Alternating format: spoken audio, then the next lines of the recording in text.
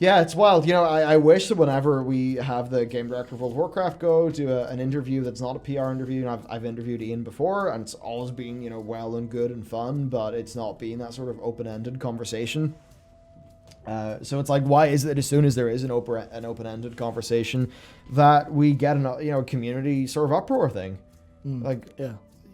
Every time it's like Blizzard devs, whenever you did those Q&As, they weren't downvoted to oblivion because of, the toxic YouTube gamers with a capital G and a TM. No, you didn't get downvoted because of that. You got downvoted because your customers weren't particularly happy with what you had to say.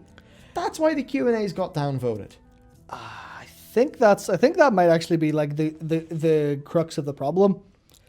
It's classifying community versus customer. So, you have this interview with Ian, you go for this, or maybe they do a Q&A, maybe there's a blue post, whatever there is.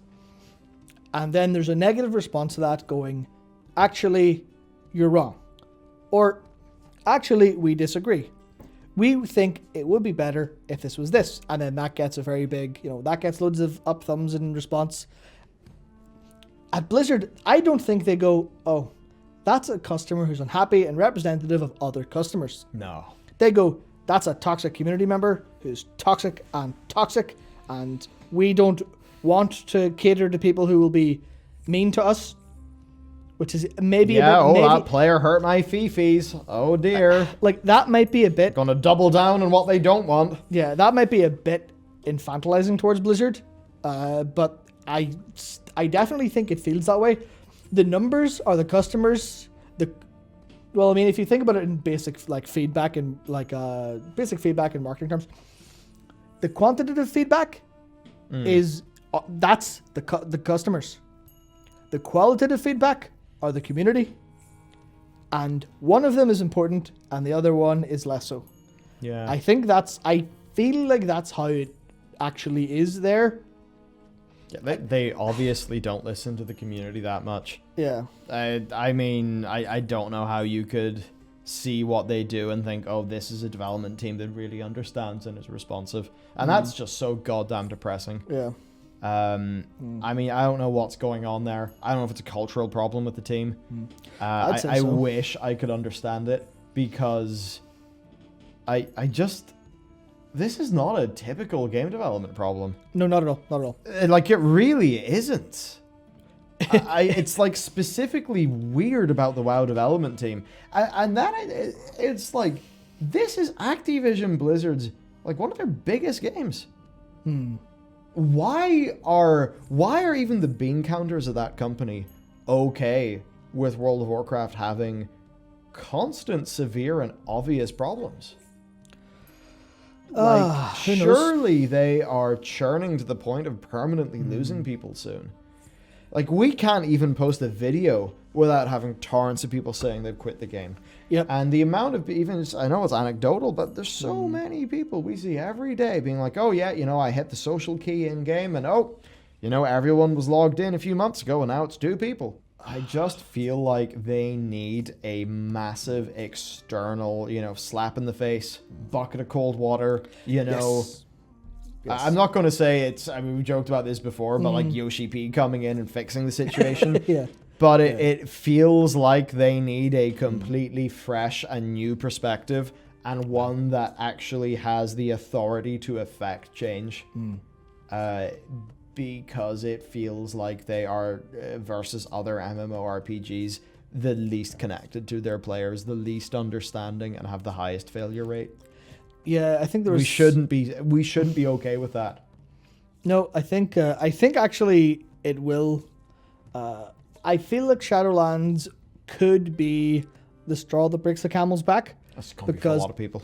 As I was writing in just maybe a video that might come out, I don't know, but it was talking about it was the one where I said they're ignoring their competition. Oh yeah, and I was thinking about World of Warcraft since Wrath maybe has largely been TikTok. That was the whole thing we'd been saying for years. Like, as a community, we were saying TikTok. Everyone's like, yeah, TikTok. All right, okay. We've had Warlords, Legion. Yay! Oh, it's time for it's time for BFA. And Yeah. that's been going on, but Shadowlands looks to be the first one that has a genuine fear of being 2 talks in a row. Yeah. Ooh, It's like, dude, right.